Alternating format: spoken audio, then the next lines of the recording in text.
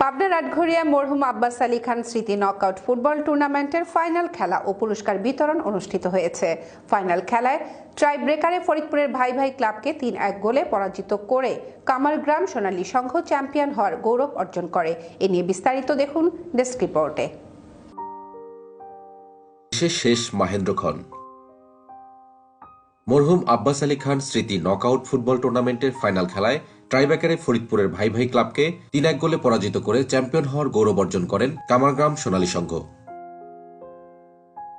বিশ্ব বাংলা 24 টিভি চ্যানেলের chairman America প্রবাসী আলিম খান আকাশের পৃষ্ঠপোষকতায় এবং আটঘরিয়া পৌরসভার ধলেশ্বর সোনালী সংঘ কর্তৃক আয়োজিত মরহুম Abbas Ali Khan knockout football tournament 2020-এর final খেলায় ট্রাইব্রেকারে ফরিদপুরের ভাই ভাই ক্লাব কামারগ্রাম সোনালী সংঘ ৩-১ গোলে পরাজিত করে চ্যাম্পিয়ন হওয়ার গৌরব অর্জন করে।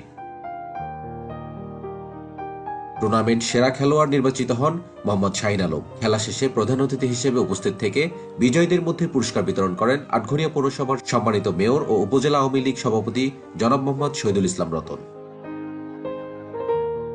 খেলায় মুক্তিযোদ্ধাদের বিশেষ সম্মাননা ক্রেস্ট প্রদান করা হয়। মুক্তিযোদ্ধাদের মধ্যে বিশেষ অতিথি ছিলেন উপজেলার সাবেক মুক্তিযোদ্ধা কমান্ডার বীর মুক্তিযোদ্ধা জহুরুল হক, বীর মুক্তিযোদ্ধা মোহাম্মদ আলী সিদ্দিকী ও বীর মুক্তিযোদ্ধা আব্দুল হামিদ।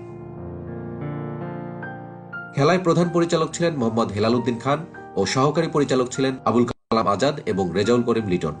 সার্বিক তত্ত্বাবধানে ছিলেন ধলেশ্বর সোনালী সংঘের সভাপতি মোহাম্মদ আব্দুল সালাম সহ অত্র এলাকার সুধীজনদের মধ্যে সুরুজ আলী, ইলিয়াস হোসেন মোল্লা, জিল্লুর রহমান রানা, চুন্নু মোল্লা, শামসুল আলম, কবিরুল ইসলাম কবির, জাহাঙ্গীর আলম প্রমুখ। স্বেচ্ছাসেবক হিসেবে মোহাম্মদ আসলাম সর্দার, টুটুল হোসেন, মুন্না, জাহিদ হোসেন, মুকুল হোসেন, সেলিম, সুমন, সাইফুল সহ সোনালী সংঘের সকল খেলোয়াড়বৃন্দ।